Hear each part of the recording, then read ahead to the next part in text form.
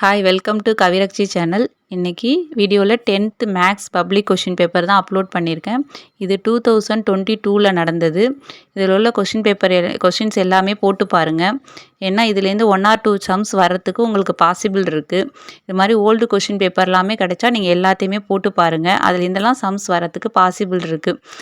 நான் வேணால் அடுத்தடுத்த வீடியோவில் உங்களுக்கு அடுத்தடுத்த இயர் கொஷின் பேப்பரையும் அப்லோட் பண்ணி உங்களுக்கு வீடியோ போடுறேன்.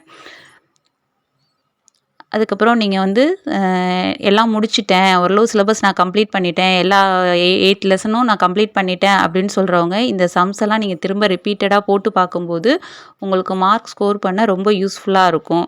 ஏன்னா ரிப்பீட்டடாக இந்த சம்ஸ் நீங்கள் திரும்ப திரும்ப எழுதி பார்க்கும்போது உங்களுக்கே இதுக்கு இதான் ஆன்சர் அப்படிங்கிற மாதிரி மைண்டில் ஃபிக்ஸ் ஆகிடும். அப்போ நீங்கள் அந்த சம்ஸ் வந்தால் ஈஸியாக போட்டுடலாம். அதனால் நீங்கள் இந்த சம்ஸ் எல்லாம் ஓல்டு கொஷின் பேப்பர்ஸில் உள்ள சம்ஸ் எல்லாம் திரும்ப ரிப்பீட்டடாக நீங்கள் போட்டு பார்த்துட்டே இருங்க. சப்போஸ் நான் இன்னும் அந்தளவுக்கு கம்ப்ளீட் பண்ணலை, ஓரளவு தான் கம்ப்ளீட் பண்ணியிருக்கேன் அப்படிங்கிறவங்க கூட இந்த மாதிரி ஓல்டு கொஷின் பேப்பர்லாம் டவுன்லோட் பண்ணி போட்டு பார்த்தீங்கன்னா இதில் உள்ளது எல்லாமே இம்பார்ட்டன்ட் சம்ஸ் தான்.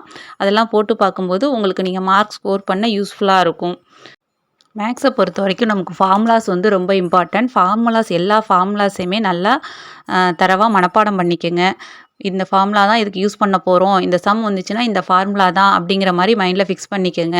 ஃபார்முலாஸ் எல்லாமே ரிப்பீட்டடாக எழுதி பாருங்கள். அதுக்கப்புறம் ஒரு பேப்பரில் எழுதி வச்சுட்டு அடுத்தடுத்து திரும்ப டெய்லி அந்த பேப்பரை படிச்சுக்கிட்டே இருங்க, ஃபார்முலாஸை படிச்சுக்கிட்டே இருங்க. அதுக்கப்புறம் தியரம் ஒரு 4 தியரம்ஸ் உங்களுக்கு ரொம்ப இம்பார்ட்டன்ட் தியரம்ஸ் இருக்குது.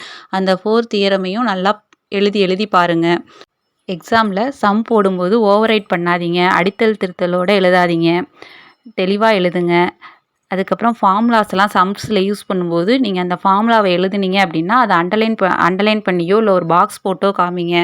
ஆன்சரையும் அது மாதிரி பாக்ஸ் போட்டோ இல்லை அண்டர்லைன் பண்ணியோ காமிச்சிங்கன்னா உங்கள் பேப்பரை திருத்துறவங்களுக்கு ஒரு இம்ப்ரெஷனாக எல்லாமே ஹைலைட் பண்ணி காமிச்சிருக்கும் போது உங்கள் மேலே ஒரு நல்ல ஒப்பீனியன் வரும். அவங்களுக்கு மார்க் போடவும் ஈஸியாக இருக்கும். இந்த கொஷின் பேப்பரில் உள்ள சம்ஸில் எதுவும் உங்களுக்கு தெரியல அப்படின்னு சொன்னால் எனக்கு கமெண்ட் பண்ணுங்கள், நான் ஆன்சர் பண்ணுறேன், போட்டு வேணாலும் காமிக்கிறேன். இல்லை பேஜ் நம்பர் எந்த பேஜில் இருக்குது, எந்த லெசனில் இருக்குது, எதுவும் உங்களுக்கு தெரியல அப்படின்னு சொன்னால் சொல்லுங்கள், நான் ஆன்சர் பண்ணுறேன். ஏதோ எனக்கு தெரிஞ்ச டிப்ஸ் எல்லாம் சொல்லியிருக்கேன். உங்களுக்கு பிடிச்சிச்சின்னா யூஸ் பண்ணிக்கோங்க. உங்களுக்கு இந்த வீடியோ பிடிச்சிருந்துச்சின்னா லைக் பண்ணுங்கள், உங்கள் ஃப்ரெண்ட்ஸுக்கும் ஷேர் பண்ணுங்கள், சப்ஸ்கிரைப் பண்ணுங்கள். தேங்க்யூ.